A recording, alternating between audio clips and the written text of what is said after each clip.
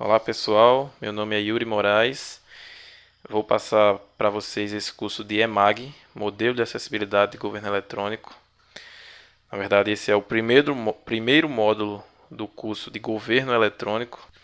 Quem quiser me conhecer melhor ou tirar alguma dúvida, perguntar alguma coisa, pode entrar lá no meu perfil no Itinerante e fazer seus comentários. Espero que vocês gostem do curso. Vamos começar falando fazer uma introdução ao EMAG, depois as recomendações de acessibilidade e por fim falar dos padrões de acessibilidade digital no governo eletrônico. Vamos ter algumas questões durante o curso, entre uma sessão e outra. Vocês vão ver que quem quiser procurar, não existem tantas questões assim disponíveis sobre EMAG, porque é um assunto que veio começar a ser cobrado nas provas há pouco tempo, né? Ser cobrado assim mais rotineiramente. Antes, um concurso ou outro caía EMAG. Já ultimamente vem caindo bastante. Então é um assunto importante que está bem recorrente nos concursos. E vocês têm que entender, têm que conhecer, têm que estudar. É um assunto que não é difícil, mas é preciso estudar e memorizar todo o conteúdo, ou boa parte dele. Uma observação importante aqui para vocês é que nessa parte introdutória do EMAG, apesar de ter conceitos bem simples assim, vocês vão ver que a maioria das questões cobra assuntos dessa parte introdutória, de você entender para que serve o EMAG, de onde veio, quais são os objetivos, quem é que deve usar o EMAG. Então é importante nessa parte inicial vocês prestarem atenção também nisso. Antes do curso, vou me apresentar para vocês. Meu nome é Yuri, como eu falei, sou analista de finanças e controle da CGU, a Controladoria Geral da União.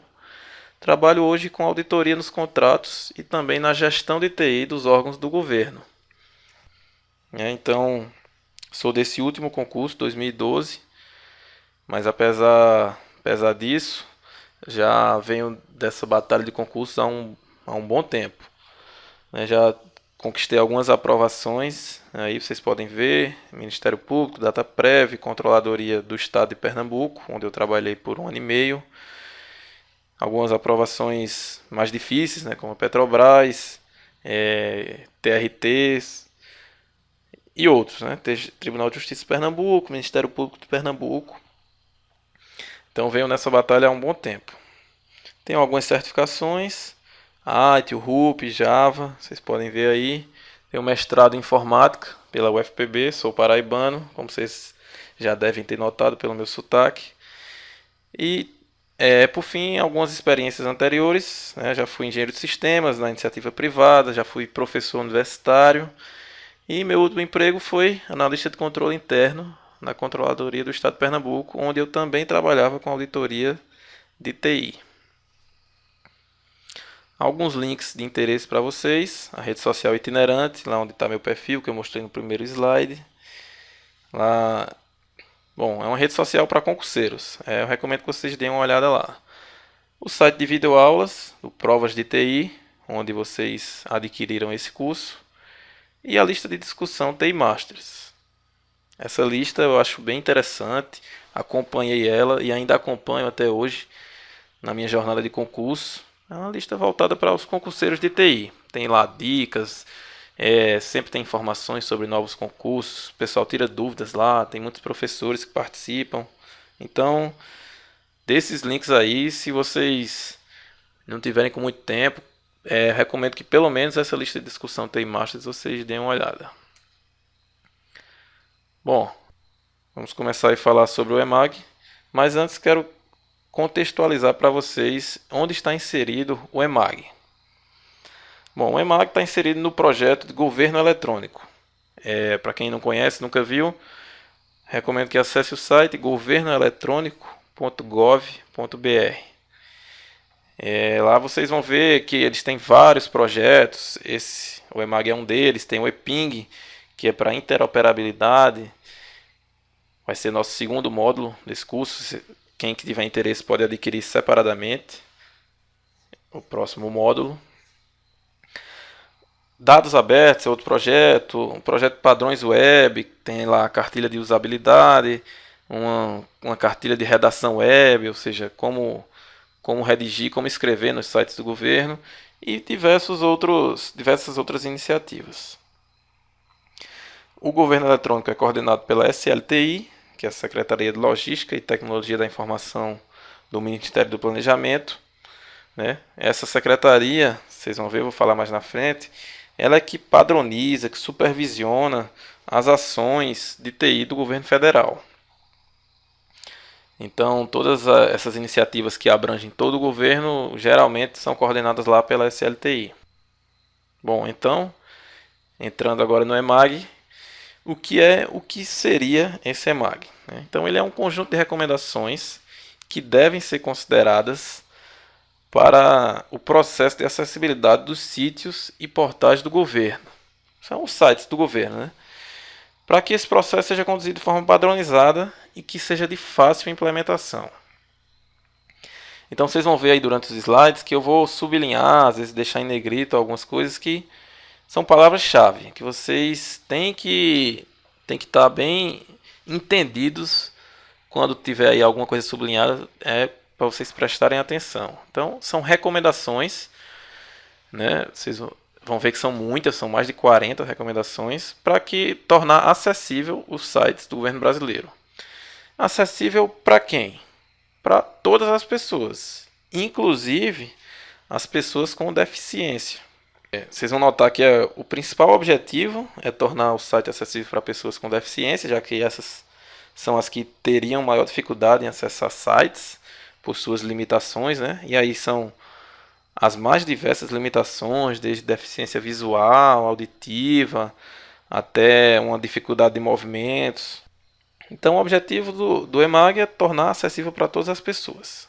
Como eu falei, foi criado pelo Departamento de Governo Eletrônico, que é parte da SLTI, do Ministério do Planejamento. Bom, e aí aqui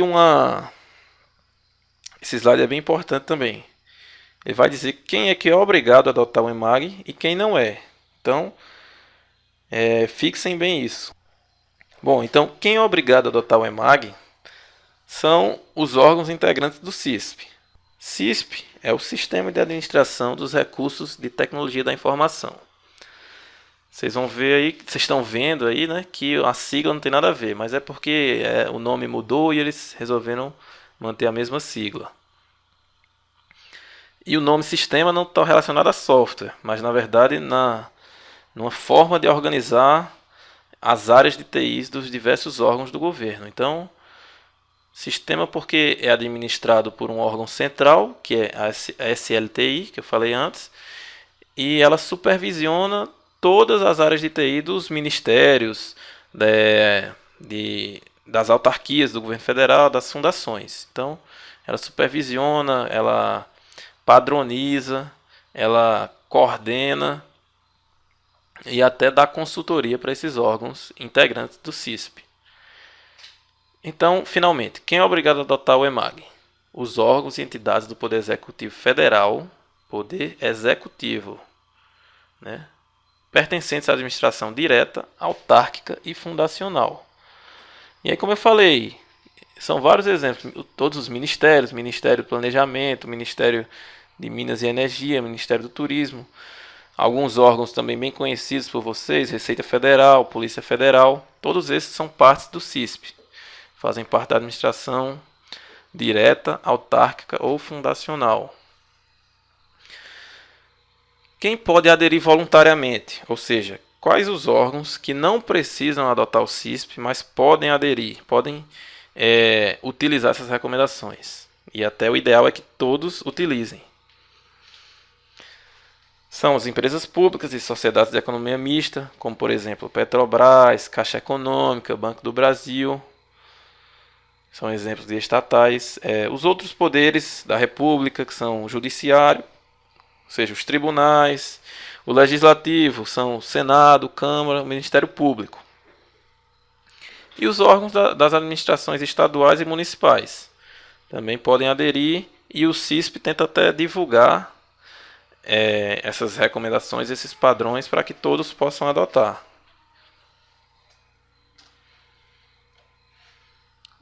Bom, atualmente estamos na versão 3.0 do EMAG, né? Essa versão está em vigor desde 2011, a primeira versão foi lançada em 2005. O EMAG ele é amplamente baseado no WCAG, que é Web Content Accessibility Guidelines. É uma iniciativa do W3C, um órgão aí bem conhecido internacionalmente que padroniza a web, padroniza as linguagens HTML, XML, e ele também padroniza essas iniciativas de acessibilidade. O que o EMAG faz é adaptar essas recomendações, essas linhas gerais, para o contexto brasileiro. Então é importante vocês saberem que o EMAG é baseado no WCAG do W3C. E aí, para quem já conhece o EMAG de outras versões, né, que como eu falei ele vem desde 2005, ele sofreu algumas mudanças nessa versão 3.0, que agora ele é apresentado em apenas um documento, né, não tem mais aquela separação de visão técnica e visão do cidadão, e também não existe mais os níveis de prioridade para as recomendações. Isso quer dizer que todas as recomendações agora têm o mesmo nível de importância, todas têm que ser implementadas quando for possível, né, quando couber. Então, se você não conhece as outras versões anteriores do EMAG, você não precisa se preocupar com isso. Mas para quem conhece, para mim foi uma melhora, uma simplificação que ajuda bastante, principalmente para nós concurseiros, né? Que é coisas a menos para decorar. Bom, então, importante vocês entenderem que o EMAG não é apenas para acesso de deficientes, mas para todas as pessoas que tenham interesse nas informações do governo. Bom, isso pode até ser uma pegadinha em alguma questão, a questão afirmar que é apenas para acesso de deficientes. Não é, para todas as pessoas. Ou seja, pessoas que têm limitações nas suas capacidades físico-motoras, têm dificuldade de leitura, têm uma cultura diferente, têm condições sociais, escolaridade diferente. Então, o EMAG é para permitir que todas as pessoas possam acessar, inclusive pessoas de outro país, né? Pessoas também que utilizam outros meios técnicos ou dispositivos, né? Hoje em dia não é apenas o computador que é usado para acessar os sites do governo. Muita gente acessa por celular, por tablet, muita gente acessa por TVs, as Smart TVs hoje também podem ser utilizadas. Outros exemplos, pessoas com dificuldade de leitura, pessoas que têm dislexia, pessoas de todos os costumes e culturas. Vocês vão ver que entre as recomendações, algumas que dizem para você não usar gírias, jargões, expressões técnicas ou expressões locais, que é para que o maior número de pessoas possam ler e entender facilmente o que está ali no site. E aí apresento para vocês algumas situações bem comuns vivenciadas por usuários que têm deficiência. Muitas vezes esses usuários não podem utilizar o mouse, por exemplo. Quem tem deficiência visual, quem tem dificuldade de controle dos movimentos, não pode utilizar o mouse. E aí o site do governo tem que estar preparado para o acesso dessas pessoas. Acesso sem teclado também, bem parecido. Quem tem dificuldade de movimento, não tem força nos membros, etc. Sem monitor, isso aí já é uma situação até um pouco mais difícil de imaginar para quem não tem contato nessa área de acessibilidade, mas é possível. Pessoas utilizam a internet e acessam sites sem monitor, através de leitores de tela, que são alguns softwares que vão passando pelo site e vão lendo para a pessoa. E sem áudio, que aí já é uma situação bem comum para a gente, até para usuários comuns mesmo, que às vezes está sem a caixinha de som lá do computador. E aí o site do governo tem que prover uma alternativa. Se tem, por exemplo, uma entrevista gravada com o ministro, está lá no formato de áudio ou de vídeo. Então tem que ter algum tipo de legenda, alguma alternativa textual para que as pessoas que não têm áudio possam entender aquele conteúdo. E aí, como é que é o processo para desenvolver um site acessível?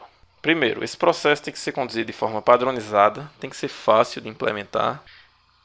coerente com as necessidades brasileiras e em conformidade com padrões internacionais. Que isso aí é, como eu falei antes, é uma adaptação, né, daquelas recomendações internacionais do W3C para a necessidade brasileira. E aí o governo se preocupou em ser uma coisa padronizada e fácil de implementar. Vocês vão ver que apesar de serem muitas recomendações, não é difícil de implementar essas recomendações, pelo menos a maioria delas. E o processo é realizado em 3 passos. Você tem que seguir os padrões web, aqueles padrões do W3C, ou seja, obedecer às normas do HTML, do XML, do CSS. Tem que seguir as diretrizes ou recomendações de acessibilidade, que são as recomendações que são mostradas aqui nesse curso, são mostradas no documento do EMAG. E por fim, realizar a avaliação de acessibilidade. E aí vocês vão ver como é que isso é feito. Bom, o primeiro passo, como eu falei, seguir os padrões web do W3C. São esses os padrões: HTML, XML, XHTML e CSS. É importante também que o seu site tenha uma semântica coerente, deve ser bem organizado, ter um propósito específico. E o seu site deve permitir uma interpretação uniforme, seja por navegadores web, como o Mozilla, como o Chrome, como o Internet Explorer, seja por leitores de tela, que são usados por pessoas com deficiência visual, seja por dispositivos móveis, celulares, tablets, agentes de software e outros. O segundo passo são as diretrizes ou recomendações de acessibilidade. São destinadas aos criadores de conteúdo web. Ou seja, quem tem que entender, saber dessas recomendações não é o cidadão em si, mas quem programa, quem desenvolve os sites, o conteúdo web dos sites do governo. Bom, o WCAG é um dos principais documentos na área de acessibilidade no âmbito mundial, uma iniciativa do W3C, pioneiro nessa área, e o EMAG é uma adaptação nacional para essas recomendações de acessibilidade. Então, no Brasil, os sites do governo têm que seguir o EMAG. E o terceiro passo é avaliar a acessibilidade. Uma vez que você construiu o seu site, utilizou as recomendações de acessibilidade, é importante avaliar se ele está seguindo ali todas as recomendações ou as recomendações que forem cabíveis. Então, após a construção, você vai testar. Primeiro, você vai testar os padrões web, se está seguindo lá as normas do HTML, do XML, como eu falei. Né? Existem validadores automáticos para isso. O W3C tem um validador. E fazer o teste das diretrizes de acessibilidade. Como é que é esse teste? Também existe validador automático para isso. Né? Um dos validadores é o ACIS, como vocês veem aí no final do slide, que ajudam a verificar se um site respeitou ou não as recomendações de acessibilidade. No final do teste, ele gera um relatório de erros. Mas é importante que vocês entendam que o validador automático por si não resolve, ele não garante que o seu site segue as recomendações de acessibilidade. E é importante também eu destacar para vocês que algumas questões cobram isso. Já vi questão perguntando: a validação automática é suficiente para garantir a acessibilidade do site? Não é. A validação automática é apenas parte do trabalho. É necessário que você também faça uma avaliação manual posterior. E aí, só para vocês entenderem, né? O que é que seria detectado na validação automática? Se um atributo para descrever a imagem foi utilizado. Por exemplo, vocês vão ver que uma das recomendações é que toda imagem tem uma descrição textual. O validador automático pode ver isso, se cada imagem tem aquela descrição. Mas na validação manual, você vai pegar outros problemas, outras recomendações. Por exemplo, verificar se a descrição da imagem está adequada com o conteúdo. Isso aí nenhum validador automático vai fazer. Por exemplo, tem lá a imagem de um carro em alta velocidade. E aí, na validação manual, você vai ver se o que está descrito ali no texto é realmente o que está na imagem. E também, por fim, é necessário fazer a avaliação com usuários reais, ou seja, pessoas com deficiência física. Que aí é onde você vai avaliar a situação do dia a dia dessas pessoas. Por fim, nesse terceiro passo, que é a avaliação de acessibilidade, eu mostrei para vocês quais são os passos para avaliar. Primeiro você vai validar os códigos HTML, CSS e outros que que tiverem no seu site. Vai verificar o fluxo de leitura da página, né, utilizando um navegador textual de preferência, ou um leitor de tela, para ver como é que isso fica para as pessoas que vão ler o seu site com algumas limitações. Verificar o fluxo de leitura da página sem os estilos, sem as imagens, sem o script. Verificar as funcionalidades da barra de acessibilidade. Vocês vão ver que uma das recomendações é que o site tenha uma barra de acessibilidade, que vai mostrar lá as principais ferramentas de acessibilidade que o seu site disponibiliza. E aí depois faz a validação automática de acessibilidade através do ASIS, que está disponível lá no site do governo eletrônico.